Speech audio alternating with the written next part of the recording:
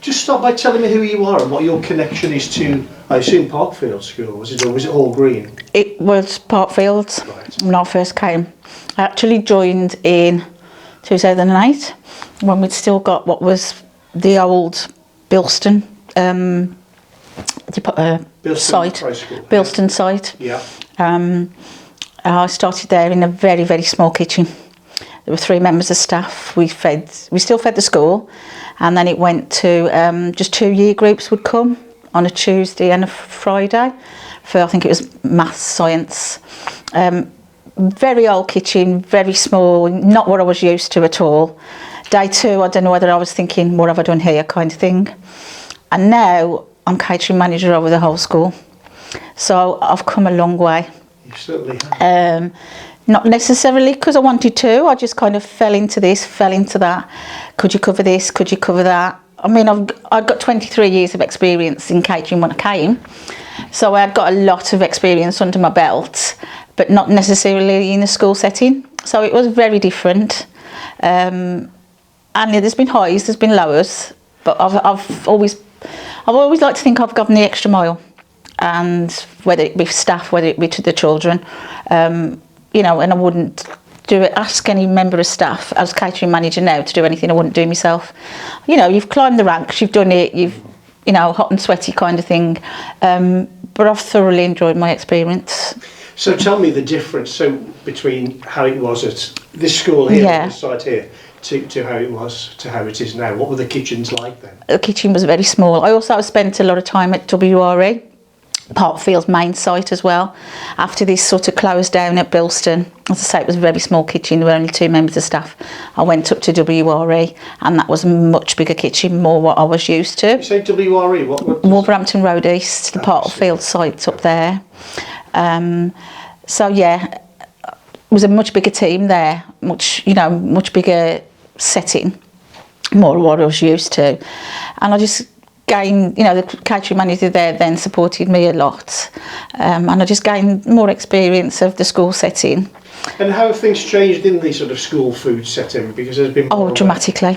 We still do a traditional roast dinner, traditional fish on a Friday, but there is a varied choice for the kids. They're spoilt, the choice that we give them. You know, there's about 4 different counters we have in operation. Everything from your traditional roast dinner, as I say, to your street food, stir fry, you know, and your burgers, your pizzas that kids, you know, go mad for. So yeah, it's wide variety. And what was it like back in the day? Back in the day, very basic sandwich, one choice, and a vegetarian choice, and that was it when I first started.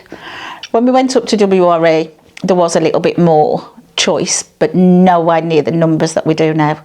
The numbers we do now it's crazy, like, really. So how many students students and staff do you have in a day? Well, there's 1,200 on site. I wouldn't say every member of staff eats, nowhere near. But you're talking numbers, you know, 700, 800 kind of thing on a daily basis. Christmas meal, that's another thing that is for every member of staff, every student. We do that once a year, and it's a phenomenal day. Damn hard work, a lot of preparation. I mean, when we come back in September, as daft as it sounds, we're preparing, we're looking at our sort of order system, what we need ready for Christmas, and you've got the suppliers ringing you saying, right, you need to sort of like look at numbers now. So yeah, but I mean, that's just a day on its own. And have the students changed in the time that you've been working? I think behaviour's improved from when I first came. But I think there's a lot of different support system in place now for the children. Like, even from when I went to school, we never had, like, you know, your pastoral staff, your AP department. I'm bigging up the AP department because somebody not too close to home. Yeah, I think in behaviour has improved. The kids seem to have more respect. You still get you have to prompt and please and thank yous every now and again, but you know, that's human nature. But yeah, I do think behaviour's come a long way from when I first started. So how did you feel when you knew that the the two sites were going to sort of effectively close and become this school? The Bilston site was a little bit like, it's part of history. My dad came here, you know, when it was the old Stonefield. I'm going back many moons ago. My dad would have been in his 90s now, kind of thing. He came here. Also, living in Bilston, growing up in Bilston, it was also part of the your local area. It was always sort of the school by the fire station, you know. And it was sad to see the building go. You know, I mean, I know it was decrepit, it was old and everything, but it was part of the local area, the same as like Sankey's was, you know. It's what you grew up with. Did you come to the school at all? No, I went to Moseley Park, right, okay. but my husband came here. Right. As I say, my dad came here. So were people excited for the new school? Yeah, we saw it being built. So when we were at Bilston site, we used to look out the back of the kitchen door and you could see it literally being built. And even like, as daft as it sounds, like the car park, the pathway to the car park, we was like, oh gosh, that must be the car park. You know what I mean? And then like somebody come along and said, you do realise the kitchen is a mile away from the dining room? We was like, nah, don't be daft. But we call that the Golden Mile now. Up and down with the trolleys. So yeah, you know, it's nice to have sort of seen it progress. When I first came here, there was a coffee shop upstairs, a little Costa coffee shop, and I loved it. A proper Costa coffee machine, and I loved it. That was my little domain. There was just me and another girl, and I loved it. But things change, you know, as regards behaviour. They didn't want all the kids out on one, you know, 2 different floors from at lunchtime. You know, they wanted to sort of like condense everybody down, which is understandable. So my little baby went, and you just move on. You've got to adapt. You know, you've got to go with the flow. So yeah, it's, yeah, I've enjoyed it. That's fascinating stuff. It's another. It's nice for me to hear another angle on it, you know, rather than sort of teaching stuff. And so on. Yeah, that's it. So I think people do tend to forget that department, but you know, the kids need food to learn. It's brain, you know, it's brain food, if you like. It's important, isn't yeah, it? And there are a lot of free school meals in that. Yeah, I would say 90% of the kids here are free school meals, and that reflects on the area maybe. But you know, we like to think that we can offer the same thing to the free school meal children as we can to the paying children. You know, you can't differentiate.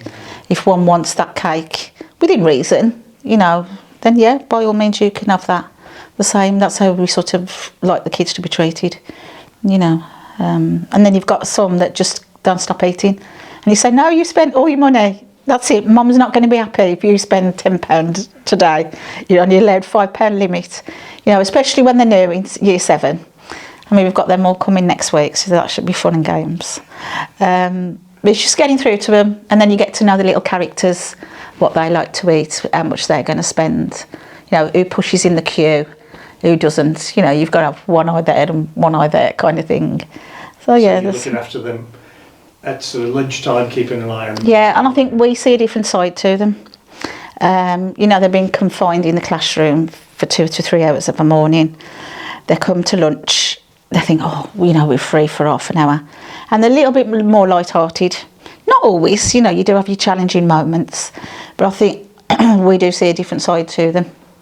Because they're sort of like, you know, they're free, or we can, you know, can have something to eat and drink and socialise with each other.